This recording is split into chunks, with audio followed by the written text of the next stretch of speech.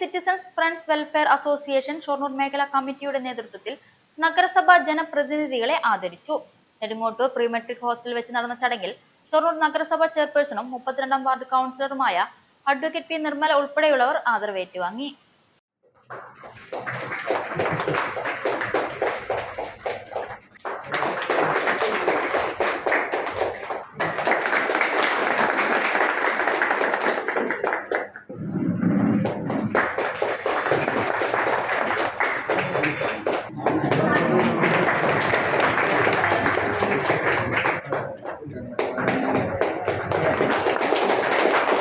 ഇവിടെ നോക്കൂ.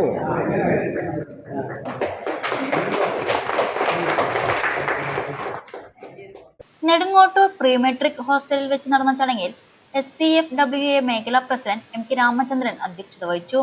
Secretary K ചന്ദ്രൻ സ്വാഗതം പറഞ്ഞു. ആദ്യഘട്ടത്തിൽ 22ാം വാർഡ് മുതൽ 32ാം വാർഡ് വരെയുള്ള ജനപ്രതിനിധികളെയാണ് ആദരിച്ചത്. ട്രഷറർ N ലോഹിതാക്ഷൻ വയോജനങ്ങളുടെ പ്രശ്നങ്ങൾ പരിഹരിക്കാൻ ആവശ്യമായ നടപടികൾക്കുള്ള നിർദ്ദേശങ്ങൾ അവതരിപ്പിച്ചുകൊണ്ട് സംസാരിച്ചു. സംസ്ഥാന വനിതാ കമ്മിറ്റി അംഗം K കുമാരി ചെയർപേഴ്സണെ പൊന്നാട അണിയിച്ച് ആദരിച്ചു. 31ാം വാർഡ് കൗൺസിലർ M രജിത, 29ാം വാർഡ് കൗൺസിലർ സിന്ധു VC, 27ാം വാർഡ് കൗൺസിലർ ബേബി ഗിരിജ, 26ാം വാർഡ് കൗൺസിലർ K നാരായണൻ, 25ാം വാർഡ് കൗൺസിലർ T ലത, 23ാം വാർഡ് കൗൺസിലർ ഷീജ PR, 22ാം ward councillor CM Muhammad Ashiq എന്നിവരാണ് ആദരവ് നേരിൽ വന്ന് ഏറ്റുവാങ്ങിയത്. മേഖലാ vice president E Sujeendran, Nedungottur unit secretary MC Ramesh, Mundaya first unit president K Lakshmikutty, Mundaya second unit treasurer MS Shantha, Manjakkad unit T Chandrasekharan, മേഖലാ vice president P Padmaja, Manjakkad unit vice president CP John എന്നിവർ പൊന്നാട അണിയിച്ചു.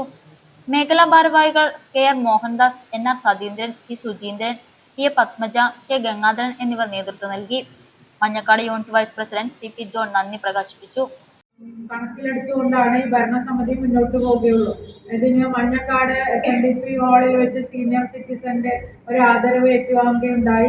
ആ അവസരത്തിൽ പ്രത്യേകം പറഞ്ഞിട്ടുള്ളതാണ്, ഈ വർഷമെങ്കിലും ഒരു പകൽ വീടെങ്കിലും യാഥാർത്ഥ്യമാക്കണം എന്നുള്ള ഒരു ലക്ഷ്യം നമുക്കുണ്ട്.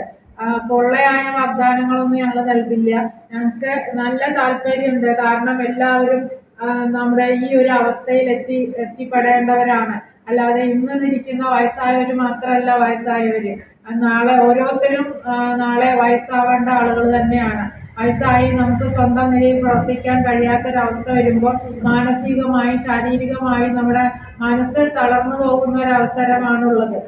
ഇത്ര കാലം ചെറുപ്പം മുതൽ നമ്മുടെ ഈ ഒരു ഏജ് വരെ കഷ്ടപ്പെട്ട് കുടുംബത്തിന് വേണ്ടി അധ്വാനിക്കുകയും പണിയെടുക്കുകയും ചെയ്തതിന് ശേഷം ഒന്നുമല്ലാത്ത ഒരവസ്ഥ, നമ്മുടെ ആരോഗ്യം ക്ഷയിക്കുന്ന ഒരവസ്ഥയിൽ നമ്മളെ വീട്ടുകാർ പുച്ഛിച്ച് തള്ളുകയും അതുപോലെ തന്നെ പല മക്കളും നോക്കുന്നില്ല, എല്ലാവരും ഒന്നടക്കം പറയുന്നില്ല.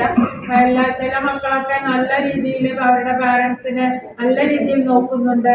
എന്നിരുന്നാലും ചില കുടുംബങ്ങളിലൊക്കെ തന്നെ നല്ല പ്രശ്നങ്ങളും ഉണ്ട്.